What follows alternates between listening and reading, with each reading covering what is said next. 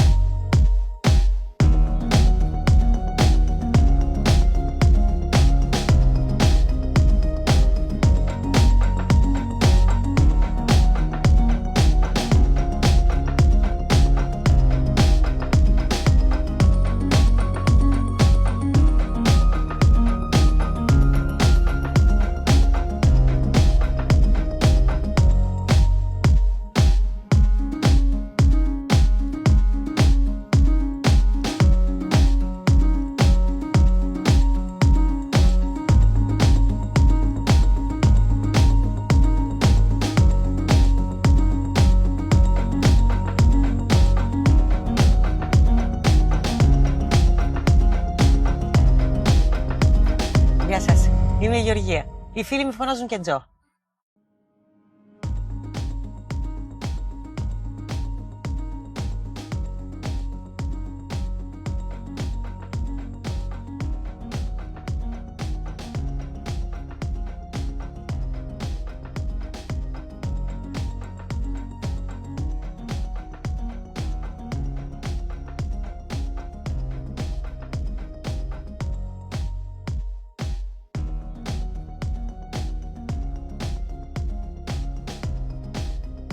Αυτό εδώ είναι το σπιτάκι μου τα 2 τελευταία χρόνια.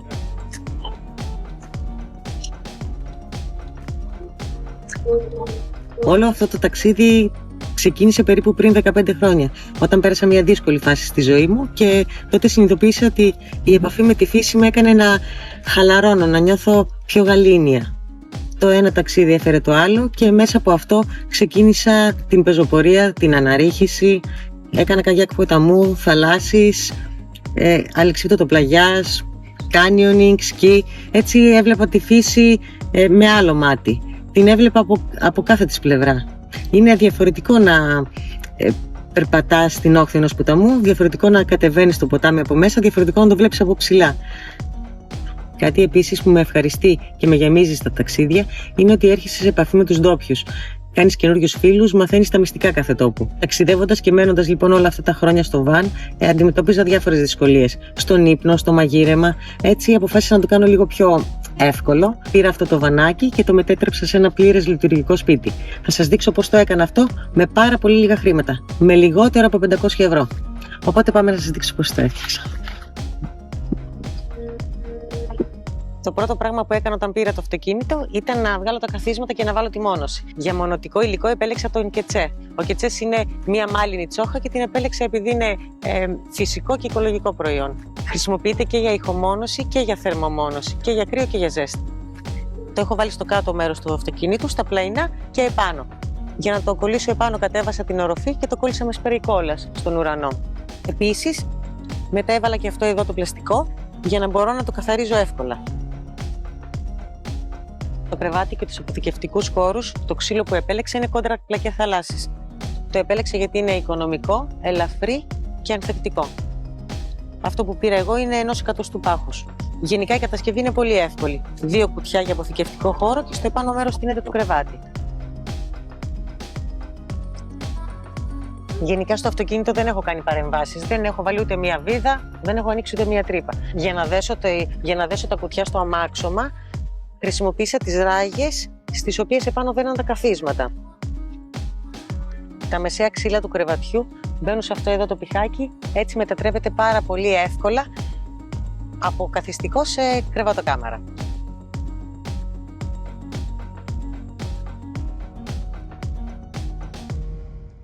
Το αυτοκινητάκι μου είναι ένα Volkswagen Candy Maxi. Είναι 2,5 μέτρα από το πίσω κάθισμα μέχρι εδώ. Και είναι ο λόγος που το επέλεξα. Γιατί έχω ένα πολύ άνετο κρεβάτι. Το κρεβάτι μου το έκανα στο 1,80. Και ευχαριστώ και πάρα πολύ τον μπαμπά μου που με βοήθησε σε όλη αυτή την κατασκευή. Επίσης, άλλος ένας λόγος που το επέλεξα είναι επειδή είναι μικρό. Δεν μου αρέσουν τα τεράστια βαν, γιατί αυτό είναι το αυτοκίνητό μου. Και πίσω είναι το σπίτι μου, χωρίς να το ξέρει κανένας. Παρκάρω όπου θέλω, χωρίς να χρειάζεται να βρω κάμπινγκ, πάρκινγκ. Πολύ βολικό και εξυπηρετικό επίσης είναι η πτυσσόμενη επέκταση του κρεβατιού.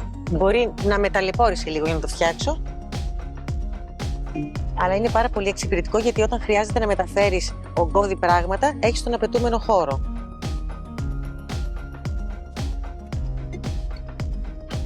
Εγώ το έχω χρησιμοποιήσει πάρα πολλές φορές και χαίρομαι που το έφτιαξα έτσι.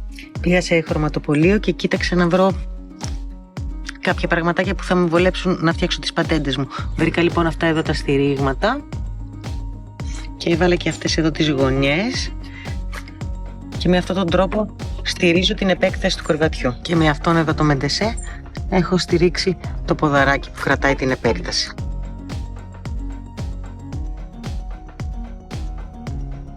Ακριβώς την ίδια επέκταση έχω χρησιμοποιήσει και από αυτήν την πλευρά του αυτοκινήτου για τον ίδιο λόγο.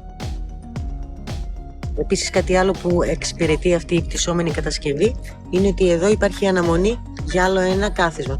Θέλοντας να εκμεταλλευτώ όλους τους χώρους και όλα τα υλικά που έχω στο αυτοκίνητο, το μεσαίο ξύλο του κρεβατιού το χρησιμοποιώ για να φτιάξω ένα εξωτερικό τραπεζάκι.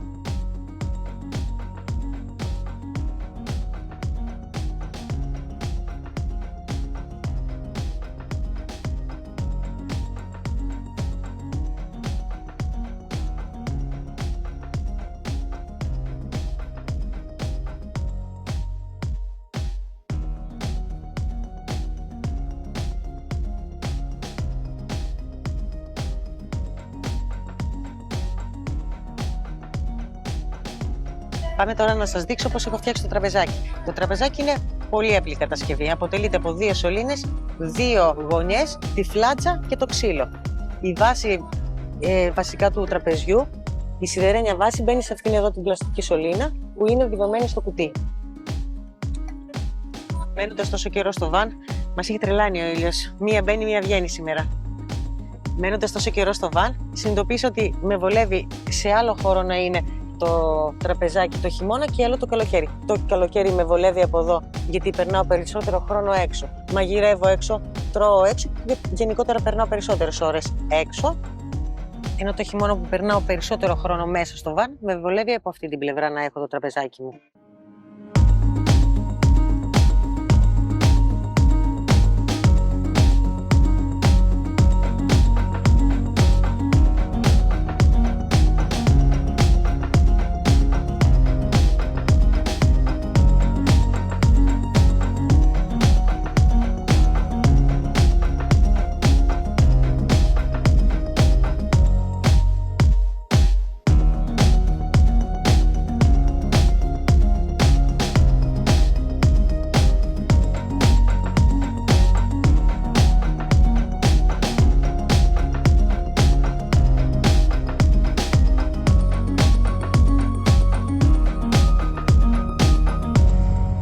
Πάμε τώρα να σας πω πώς έφτιαξα τα μαξιλάρια μου. Για τα μαξιλάρια επέλεξα Afrolex 10 πόντων, το έντυσα με βαμβακερό ύφασμα, έραψα τις θήκες από πάνω και έτοιμο το στρώμα.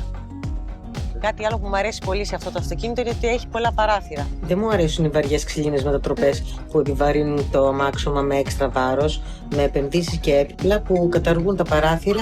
Οπότε το χειμώνα, που αναγκαστικά περνάω περισσότερο χρόνο μέσα, έχω τη θέα και φως αρκετό. Έχω και παρέα όμως σήμερα. Ήρθε και παρέα. Οι κουρτίνες μου λοιπόν τις έχω φτιάξει με διπλό ύφασμα. Έχω βάλει μαύρο ύφασμα απ' έξω για να μην μπαίνει το φως του ήλιου και με ξυπνάει το πρώτο φως της ημέρας. και τα αδιάκριτα μάτια των περαστικών. Και από τη μέσα πλευρά είναι χρωματιστές για να είναι έτσι πιο ευχάριστο.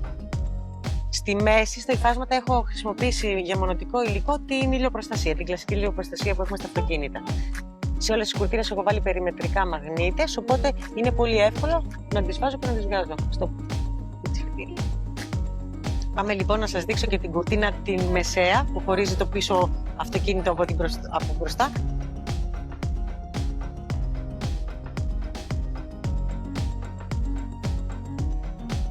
Ελάτε λοιπόν να δούμε την ενδιάμεση κουρτίνα. Η ενδιάμεση κουρτίνα αποτελεί και αυτή από δύο υφάσματα. Το ένα σιτρού και το άλλο μαύρο. Αυτό εδώ το έχω για να δημιουργώ σκοτάδι την ώρα που κοιμάμαι. Όταν όμως θέλω να ράξω μέσα στο αυτοκίνητο και θέλω να έχω φως, το σηκώνω. Είναι αυτό. Με αυτή την κουρτίνα μπορώ να έχω φως, αλλά όχι τα διάκριτα βλέμματα επάνω μου όμως. Κάτι άλλο που έχω φτιάξει εδώ στο αυτοκίνητο είναι αυτή εδώ η πατέντα. Ένα ραφάκι μου ουσιαστικά. Έχω κόψει ένα κομμάτι ξύλο και το έχω στερεώσει με δύο στηριγματάκια σε αυτό εδώ το πλαστικό. Και από την μπροστινή πλευρά από εδώ, πολύ απλά, το έχω κρεμάσει με ένα σκινάκι και ένα γατζάκι στο πλαστικό.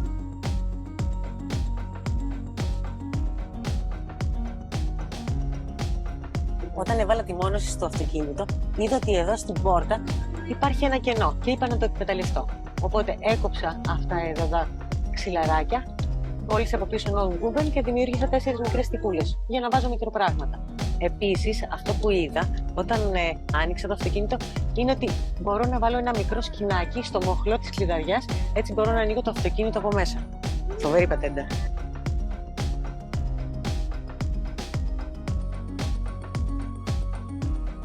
Τώρα κάτι που έκανα πάντα σε όλα μου τα αυτοκίνητα και το έχω εφαρμόσει και σε αυτό, είναι να βάλω μια δεύτερη μπαταρία πίσω. Αυτό εξυπηρετεί πάρα πολύ. Δεν το έκανα μόνη μου όμως, γιατί είναι, δεν ξέρω πώς να το κάνω, είναι και επικίνδυνο. Απευθύνθηκα σε έναν ηλεκτρολόγο. Μου είπε ότι γίνεται στο δικό μου το αυτοκίνητο. Δεν ξέρω αν γίνεται σε όλα τα αυτοκίνητα. Μου έχει συνδέσει στο δύναμο μια δεύτερη μπαταρία. Οπότε, οτιδήποτε χρειαστεί να φορτίσω, το φορτίζω με την μπαταρία την πίσω, η οποία δίνει ρεύμα στους αναπτήρες μου, στους πίσω αναπτήρες, και έτσι δεν υπάρχει περίπτωση να αποφορτιστεί η μπαταρία του αυτοκινήτου. Την ανάγκη μου για νερό στο βανάκι την έχω καλύψει με μια δεξαμενή 45 λίτρων και με μια περιστατική αντλία η οποία παίρνει ρεύμα από εδώ. Η δεξαμενή βρίσκεται εδώ. Στο επόμενο επεισόδιο θα σας δείξω πώς το λειτουργώ αυτό. Θα δείτε δηλαδή πώς πλένω τα πιατάκια μου, πώς πλένω τα πυρηνάκια μου, πώς κάνω μπάνιο. Θα κάνουμε και ντουζάκι στο επόμενο επεισόδιο.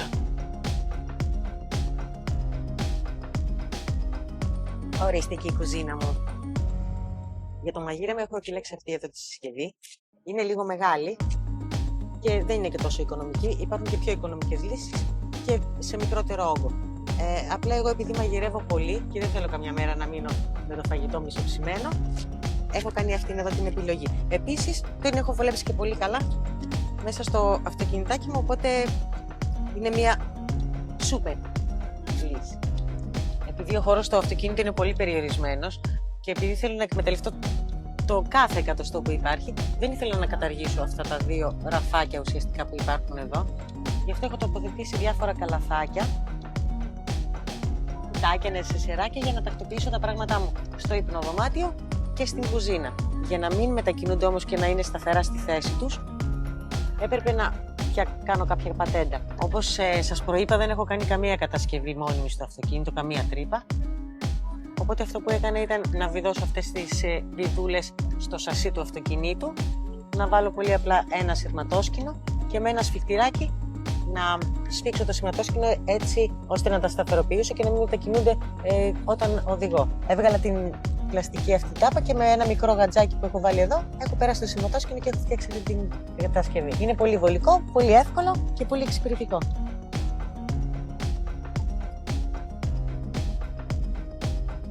Αυτές ήταν λοιπόν οι βασικές μετατροπές που έχω κάνει στο βανάκι μου. Ελπίζω να σας άρεσαν. Σας ευχαριστώ πάρα πολύ που μείνατε μέχρι τώρα στο βίντεο μαζί μου.